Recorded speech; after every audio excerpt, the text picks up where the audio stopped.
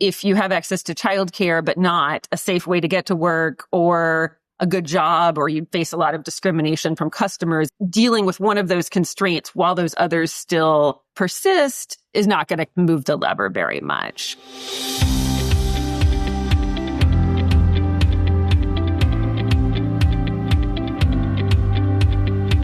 Welcome to VoxDevTalks. My name is Tim Phillips.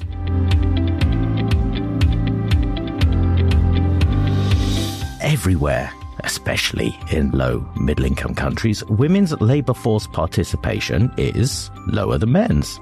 There are many reasons why we should close this gap, and there are just as many reasons why it's hard to do that. Economists are constantly discovering new and important information in how financial constraints or social norms or other institutions get in the way of increasing female labour force participation. But their research is also contributing to better, more cost-effective policies to fix the problem. You won't be surprised to discover that there is a comprehensive VoxDevLit on this topic. Release 2 is newly published, and so I'm talking to Rachel Heath of the University of Washington, who is the VoxDevLit's editor, about some of the new insights in the new release and also the directions for future research. So Rachel, welcome to VoxDevTalks. Hello, Tim. It's great to be here. Thank you for having me.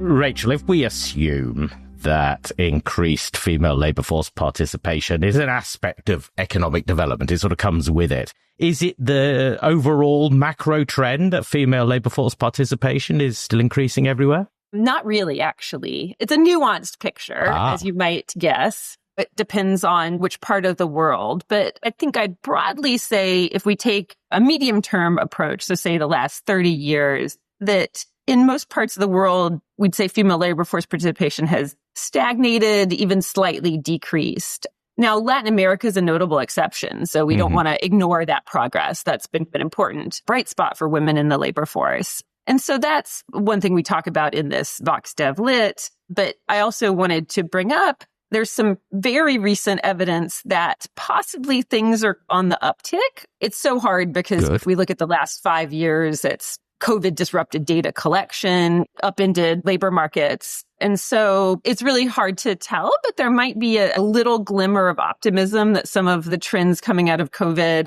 there's some evidence in high income countries that work from home has led to women entering or staying in the labor force after children. And so I think it'll be really interesting to see if that continues. The picture that we have at the moment where that labour force participation is stalled, does this have an effect on women's empowerment if there are not more women working outside the home? Yes, for sure it does. That there is really good evidence that we have that working outside the home is really good for women at a variety of different outcomes. And as you mentioned, empowerment is one of those, so that women have more say in household decisions when they work outside of the home. They control their own income, and that seems important. It's not just working itself. Even job opportunities are important, that women feel like even if they could work, that gives them more leverage, I would say, in household bargaining, just knowing that if they needed to, they could go get their own income, whether that's staying in a marriage or leaving if they really needed to. Just giving them that option looks like it allows them to stand up for themselves better. It has to be a good job, just because in theory, there's jobs on paper. If women don't have a safe way to get to them or childcare or things like that, then that's not the job availability. I mean, it's jobs that they realistically could take. As you say, Rachel, if there are opportunities for women to work, it is good for women. We could also think for policymakers that it might be instrumentally good for the economy if more women are working. Is that true? Is that an assumption I can make?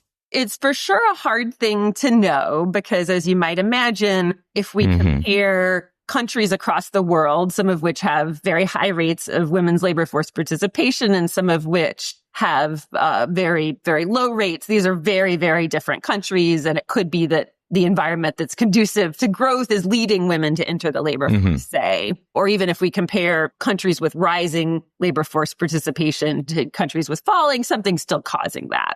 But that said, I don't think we want to just say, well, no way to know, it's too hard. I think we do have growing small pieces of the puzzle to disentangle this really hard question of women's labor force participation and growth. And so one recent paper that we discuss in the VoxDevLit has data from a worldwide corporation, really detailed data on the workers at a bunch of different countries in the world. And what they find is that on average, women employees perform better than men.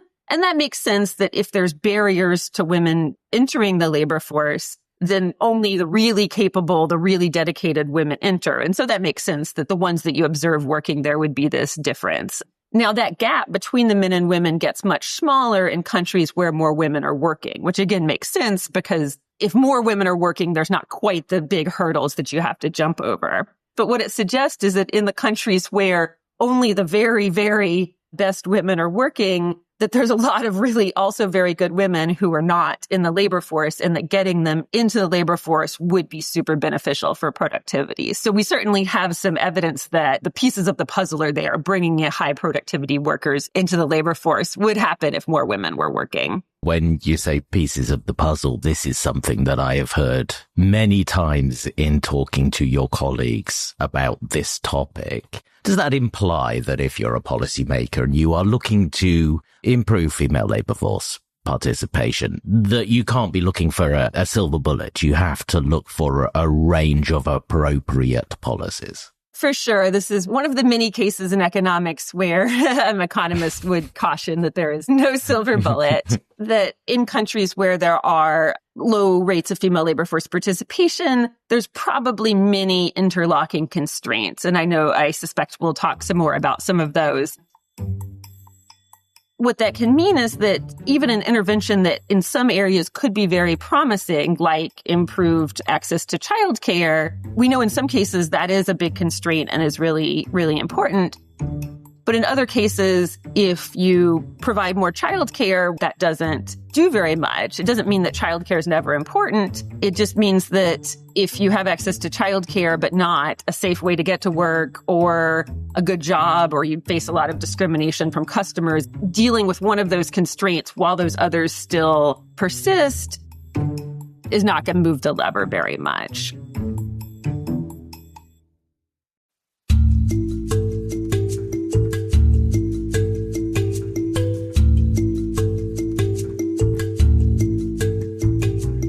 Okay, Rachel, let's have a look at some of the research that's covered in the VoxDevLit. Now, one of the big stories that is actually sort of cutting through into more general news, not just in economics or development economics, is declining fertility around the world.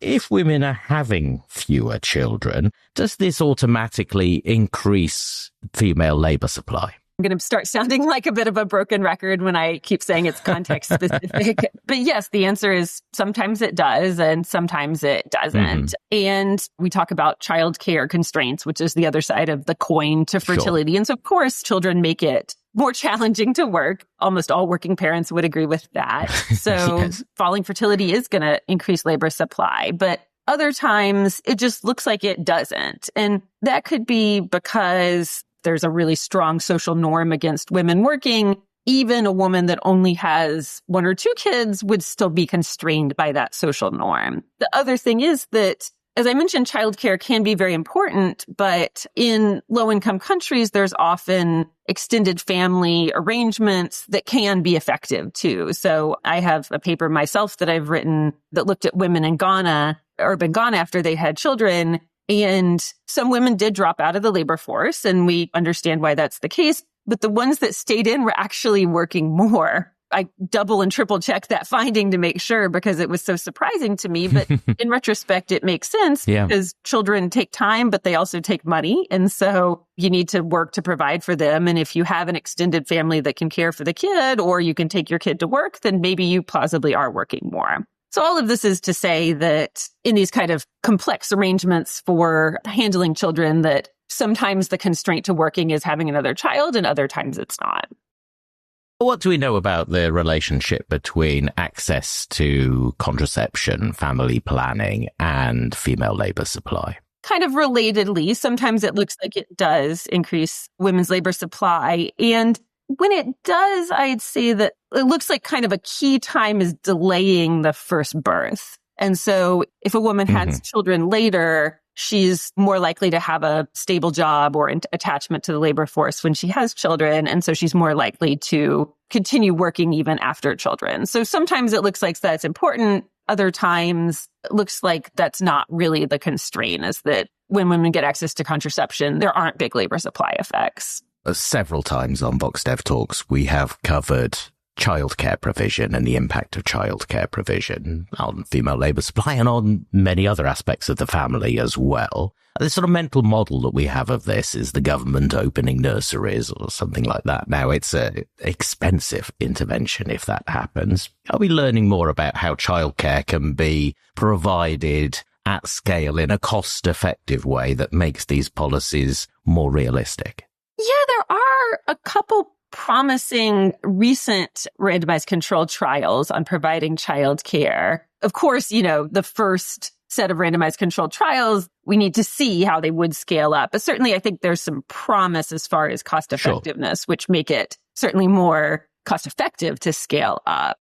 One that we talk about was in the Democratic Republic of the Congo. And the interesting thing there was that villages opened new childcare centers. So this wasn't about adding children to existing centers or subsidizing those. Not that that can't be effective as well, but these kind of really created childcare centers in communities that hadn't had them. And so they recruited local women that were relatively educated, but they're rural areas. So we're not talking about bringing in people from the capital city or anything. These were kind of local women. That did lead to increases in women's labor supply. Even though I said earlier that we know that the extended family setting in low-income countries does do a lot of childcare.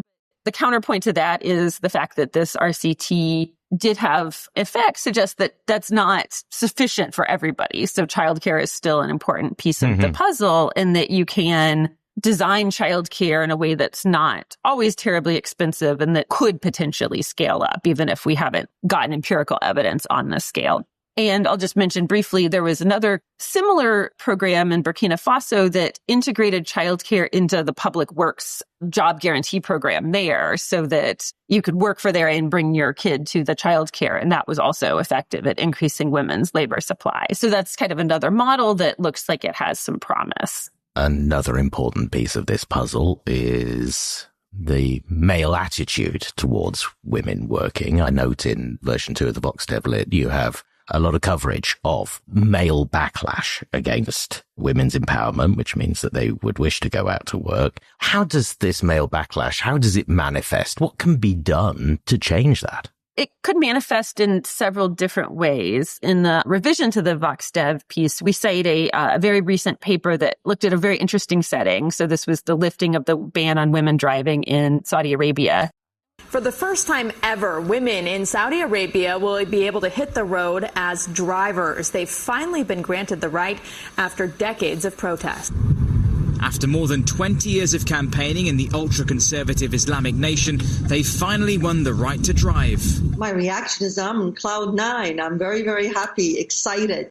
On average, it increased women's employment, but it mattered crucially what the women's family situation was. So women that were single, they were more likely to work after the researchers gave the women driving lessons. So the whole country, women were allowed to drive, but there were very few spots in driving school. And so the researchers could create random variation in women that actually could drive by randomizing their attendance at the school. And so for the single women that got this was great for them. They were more likely to work. But women that were married or even co-parenting with a man, they weren't more likely to work, and they actually had reduced autonomy over the spending that they could make. The researchers interpret this as evidence of backlash, that the women had this kind of newfound potential, but they weren't using it, and the husbands were actually counteracting that to try to rein in the women's independence. It's a very strategic behavior on the part of the husbands.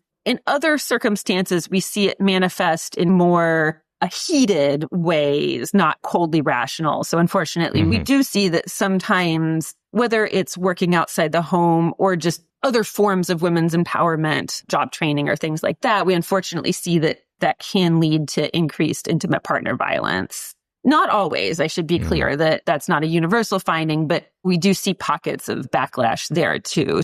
We want to be very attentive to that. We also don't want to go too far the other extreme and stop trying to empower women because there could be backlash. And so that brings me to the next part of your question about, is there anything we can do about this?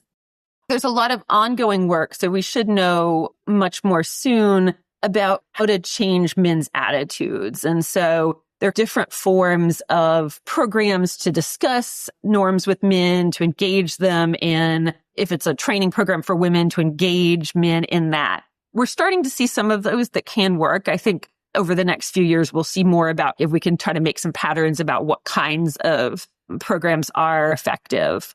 To give a short example from my own research, in the Democratic Republic of the Congo, we did a women's training program and stipend, so trying to economically empower women. And some of their husbands were involved in the men's engagement program that brought the men in. We thought about it a little bit like couples counseling component. There was a trained facilitator that involved them in conversations. While it was going on, that led to less intimate partner violence, which is, again, something that we really look for in the context of a program that's empowering women. But the effects didn't persist after the program ended. So the women's economic empowerment persisted. And that was a big lesson of that experiment, that even a year after they stopped getting the stipend and the training had ended, the women were earning more. And that was great. But the reduction in intimate partner violence was short term. In that case, it really looked like you needed the ongoing facilitation of these conversations. Of course, people are going to keep looking for, are there ways we can change norms around masculinity in ways that would be persistent? Because I think that's the thing that would be the best possible outcome. And people are looking at things like edutainment. If you have a very popular soap opera that shows a different kind of masculinity, and that has this norm piece where if everybody's watching it and discussing it, you could really maybe change the norms, not just at the individual level. So we, again, will hopefully have more evidence on that very soon as well. Yes, we covered edutainment quite recently, and it was absolutely fascinating to find out how this is now being harnessed and how it can be used, and how economists can work to be able to find out how effective edutainment is. There's one other piece of research that I have noticed recently. That is the way in which norms become hard to change because perhaps men think that other men disapprove of women working when they maybe don't, and the other men don't as well, but it makes norms very sticky. Is this something that you have seen as a factor in your research? If there's a misperception about how other men in particular, feel about women's work, that could be an additional barrier. As far as how sticky it is a good question. There's a experiment a couple years ago also in Saudi Arabia that corrected these beliefs and said to men, hey, did you actually know that X% of men in your area are supportive of women working outside the home? Mm-hmm. And that led to women having additional interest in working. So it's one of those where you'd love to see longer term effects of that. Was that correction enough to persist longer term? There was some promising initial results. We also have evidence that when factors come in that have led to more women entering the labor force, we have seen norms around women changing as part of that. So there's just a sense that the more you see women working around you, that can change those norms as well. It's certainly a potential additional benefit to raising these other barriers, as it could also start to change the norms as well.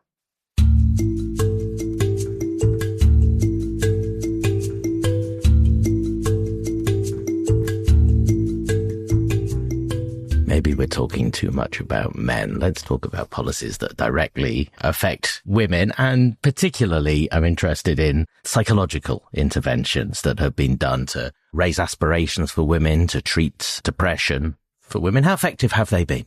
We do find some evidence that psychological interventions can be effective. And as you mentioned, things like interventions to raise your aspirations, visualize the future, just have an additional feeling of self-efficacy. Those can be effective at increasing women's labor supply. They're definitely a potential tool in the toolkit, whether alone or as part of other trainings. I think where the evidence gets a little more mixed is when we get to the level of mental illness or clinical mental illness. So things like serious depression. Obviously, therapy can be important for dealing with mental illness, but the evidence on whether that increases women's labor supply is more mixed. And I think that's not necessarily surprising. We know the levels of depression and other forms of mental illness in low-income countries are sadly very high and debilitating. And so it's possible that accessing therapy or other interventions for depression could really be important for improving your quality of life and your health. But at that level of such severe illness,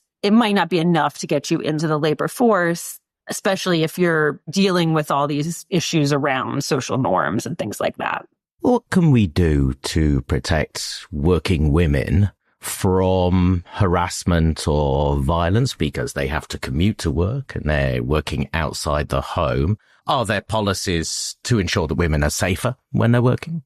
We do spend a lot of time in this VoxDev piece, first just documenting how costly it is for different aspects of women's working lives that they face violence and harassment in public. So starting even with educational choices, women are less likely to do well in school if they face violence. There's a great study by one of our deputy editors that found that women in India choose colleges that aren't as prestigious as they would otherwise if there's a safer route to them. We kind of know going in that it's the problem. Then, of course, the question is, what do we do? So there has been some great new evidence on public transit in particular. A very cool experiment in Hyderabad, India. They actually worked with the police department to randomize policing of hotspots where they knew that gender-based violence on public transportation was problematic. And they even randomized, was the police officer plainclothes or visible? And they find that the visibility does matter. One of the most interesting parts, they also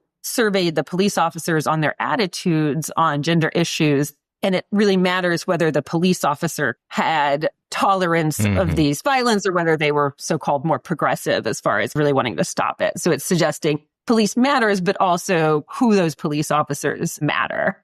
A real open question, we know that women face lots of violence in the workplace as well. And that's harder to get evidence on because you have to really dig into the workplace. From the little piece of evidence we have from a high-income country setting is that women managers are more likely to fire perpetrators of sexual harassment and that getting women into the management level matters. But I think it's a huge open question that we hope to see more research on. It's great to get women safely to the workplace, but they're going to spend most of the day in the workplace. And so how can we make those workplaces safer? Now, one of the fascinating aspects of this VoxDevLit that you bring out is the insight that if women need to rely on childcare provision or the sorts of jobs which would accommodate their working hours or their needs or those safe commutes that you were talking about, it means that they don't have many options to switch jobs. And that has an effect on their working lives. How important is this? That's very important. Another one of our deputy editors had a great study from Brazil where she knows the types of firms women are working in and can identify plausible cuts to the firm's revenue and sees that when firms are less profitable and some of that goes to the workers, so the jobs become less lucrative, women are much less likely to leave than men. So they are stuck in these jobs. That is a significant contributor to men earning more than women, is that men can leave in search of a higher paying job.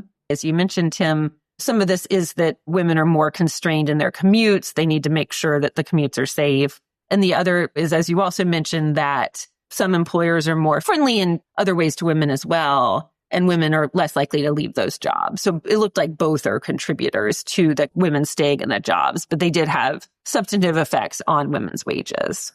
Okay, Rachel, let's just talk about some opportunities for future research. I mean, there's clearly a lot of opportunity for future research. As we've been talking, there are so many barriers to female labour force participation. What do we need to learn about their relative contribution of these constraints in different contexts, how those constraints interact? There is more, of course, that we can learn just on these barriers side. So we documented a lot of these in our report, but there's a question of extrapolation. Sometimes you learn something in one setting and we have some evidence from a higher middle income country. Would it translate to a low income country? I think is one thing. And then how these barriers interact is still an open question. What are the characteristics of areas that say when we provide contraception to women, that doesn't lead to increased women's labor supply? What are the biggest constraints? I nodded to some as far as, availability of good jobs, social norms against women's working. But I think they haven't really been quantified because, even though I made earlier an argument for moving multiple constraints at once, realistically, we understand that you can't always do an 8-part big push to increase women's labor supply. So I think a big open question is, if we can pair one thing with contraception or childcare availability, what would be it? And so I think that's one area for the research to go. Of course, a huge policy story this year has been the changes in the global economy and how that has changed globalization. Now, there are many places in the world where globalization has increased female labor force participation. Bangladesh is an obvious example. We're going to be finding out more about how these changes in the global economy are affecting the opportunities for women to work? Certainly, people will be watching that as it goes. There's a potentially unprecedented change for suppliers that export to the U.S. in tariffs, but there's always been lots of external factors that affect how exposed people in a given country are to globalization, commodity price shocks, things like that. From what we do know, this is yet another case where it's very context specific. So you mentioned Bangladesh, where by far the leading exports garments, and that's majority women. And that's a country where women's labor force participation could really suffer a lot, depending on what ultimately happens with tariffs. There are other countries where exporting is more based on agriculture or minerals or things like that are more heavily male, and could be the opposite that happens. So export manufacturing is often heavily women, but not always the case. And so the gendered patterns of the tariffs will depend a lot on what is exported. Well, it's clear from what we've been talking about that these are not easy problems to solve. It's not easy to design policies that are going to solve them. What's the incentive for policymakers to do this? Increasing women's labor force participation can be good for growth. Certainly that's something that policymakers care about. Women often are disadvantaged relative to men in the low-income world in particular. So if your goal is to improve the welfare of people that are worse off, jobs for women is a good way to achieve that goal. We also have some evidence that job availability leads to more investment in children, especially girls, so there can be positive feedback. Just the availability of jobs can also lead to more education, which itself has beneficial effects. Rachel, it feels like we've talked about a million things, but we've only just scratched the surface of what's in the VoxDevLit. I think the best idea is to encourage everybody to read it. Thank you very much for talking about it today, though. Thanks, Tim. It was great to be here.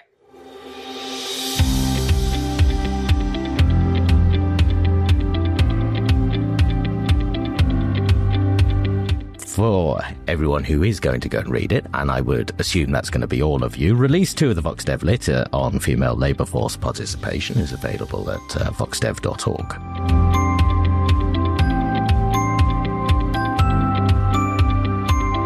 This has been a VoxDev Talk, and the best way to make sure you don't miss an episode, follow us, subscribe, wherever you get your podcasts, you will find us there.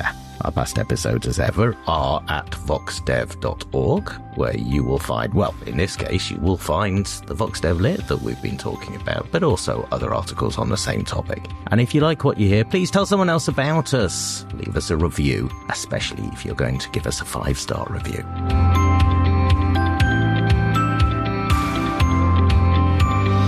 VoxDevTalks is a Talk Normal production. The assistant producer is Megan Bieber and our editor is Andrei Zalgarian. Thanks to Oliver Haney and Iman Siddiq at VoxDev.